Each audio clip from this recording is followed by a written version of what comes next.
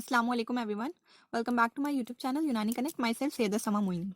So till now we have studied these two topics जिसके अंदर हमने उसूले इलाज पढ़ा था पहले अमराज सुए मिजाज सादा व मादी का उसूल इलाज और अलामात व असबाब सुए मिजाज सादा व मादी हमने पढ़ लिया था फर्स्ट वीडियो में। सेकंड वीडियो में इस्तफराग मादा इस्तफराग के अहकाम उसूल व शराइत अगराज व मकासिद और उसके टाइप्स जो कि IBT में पूछा जाता है ये हमने कवर कर लिया था। Now we are going to talk about औराम का उसूल इलाज। So let's start the video.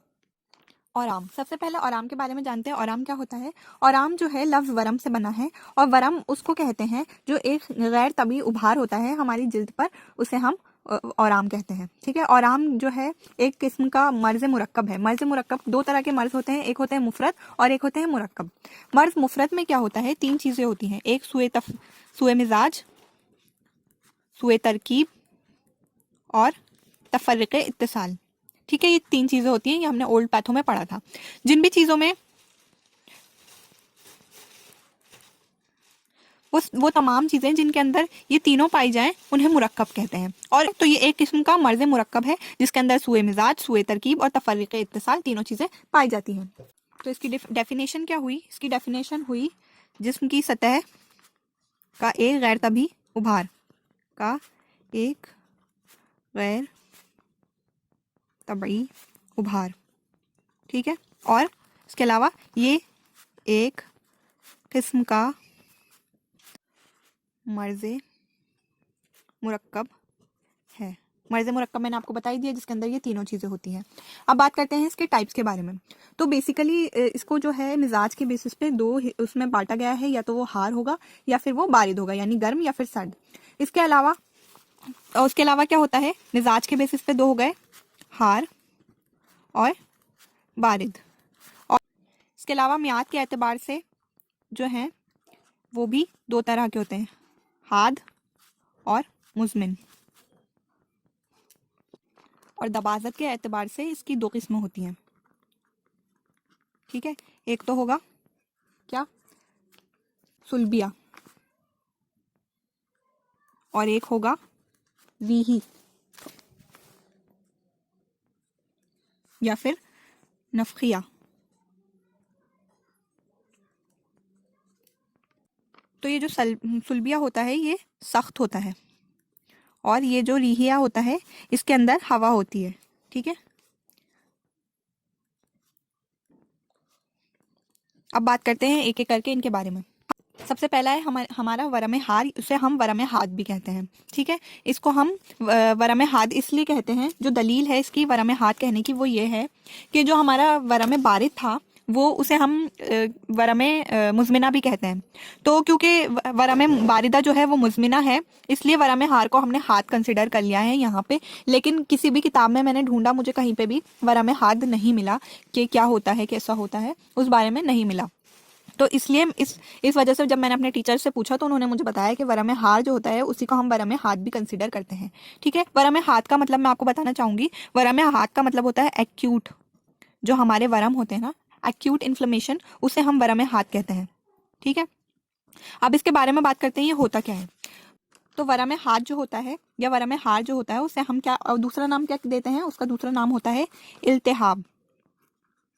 ठीक है, अब इसके टाइप्स के बारे में बात करते हैं और फिर एक एक करके उनका उसूल इलाज देखेंगे हम। ठीक है, और आम हार जो होते हैं वो बेसिकली दो तरह के होते हैं, एक तो होते हैं उफूनी और एक होते हैं गैर उफूनी। ठीक है, उफूनी का मतलब होता है प्यूट्रिफिकेशन जिनके अंदर हो, और ये होते हैं नॉन प्यूट्रिफाइड जो होते हैं। ठीक है, उसके बाद ये भी दो दो तरह के होते हैं, एक तो होता है मकामी और एक होता है अमूमी। मकामी का मतलब होता है लोकल, ठीक है, और अमूमी मतलब जनरल। ठीक है, और ये भी इसी तरह से दो तरह के होते हैं, एक तो होते हैं मकामी या फिर अमूमी। मकामी यानी लोकल और अमूमी मतलब जनरल। जनरल यानी कहीं पर भी हो सकता है और लोकल मतलब एक पर्टिकुलर एरिया में होता है, उसे हम मकामी कहते हैं। अब इनका हम उसूल इलाज देखते हैं। सबसे पहले पढ़ते हैं मकामी इलाज। मकामी इलाज में वरम गैर उफूमी का मकामी इलाज पढ़ेंगे सबसे पहले। तो इसमें हमें सबसे पहले क्या करना होता है? सबसे पहले हमें कॉज को हटाना होता है। कोई भी उसूल इलाज होगा हमें उसमें सबसे पहला जो हमारा उसका उसूल इलाज होगा वो ये होगा कि सबब का इजाला किया जाए। ठीक है, तो कॉज को हटाया जाए। तो पहला हो गया सबब का इजाला, दूसरा क्या है, दूसरा है कि मुतासिर जो हिस्सा है उसको सुकून, क्योंकि वहां पे दर्द हो रहा होगा तो उसको सुकून दिया जाए, तो मुतासिर हिस्से को सुकून दिया जाए। थर्ड इज कि वहां पे क्योंकि स्वेलिंग आ रही है तो वहां पे एक भरापन महसूस होगा, जो वो होगा पेशेंट, उसे भरापन यानी इम्तिला उसे महसूस होगी, तो इम्तिला को कम किया जाए। ठीक है, इम्तिला मतलब भरापन को कम किया जाए। क्यों? ताकि वहां पे जो उजू है उसके ऊपर तनाव कम हो। ठीक है, नेक्स्ट है वरम उफूनी का मकामी इलाज, यानी कि उसका लोकल ट्रीटमेंट क्या होगा प्यूट्रीफाइड इन्फ्लेमेशन के अंदर। सबसे पहले हमें क्या करना है, वही जो हमारा है, हमारा जो सबब है उसका इजाला करना है। और सबब क्या है, सबब है उफूनत, तो क्या करेंगे, पहला है उफूनत का इजाला। और उफूनत का इजाला कैसे हो सकता है, उफूनत का इजाला ऐसे हो सकता है कि जो हमारा उफूनी मवाद है उसे खारिज किया जाए। उसे खारिज करने के लिए कौन कौन से रास्ते इस्तेमाल किए जाते हैं, अब हम उनके बारे में बात करते हैं। ठीक है, सबसे पहला क्या है, पहला है कि जो खून है उसके तबी खवास को है ना, इस मतलब सही तरीके से और मुनासिब अदविया और अगजिया से बढ़ाया जाए। क्या है पहला, खून के तबी खवास को बढ़ाया जाए, खून के तबी खवास को बढ़ाया जाए। सेकंड है कि ऐसे रास्ते इख्तियार करने चाहिए जिससे जो वहाँ वरम है वहाँ पर क्या हो, वहाँ का जो खून है वो मुंदमिल हो जाए, यानी कि वो जम जाए। और नया जम जाएगा तो क्लॉटिंग हो जाएगी, तो फिर क्या होगा, नया खून दौड़ने लगेगा ना वहाँ पे, यानी कि वहाँ पे जो जख्म बना है वो भरने लग जाए। ऐसा करना है, तो क्या करना है हमें, खून ऐसे रास्ते इख्तियार करे जाएं, ऐसे रास्ते इख्तियार किए जाएं जो वरम का खून मुंजमद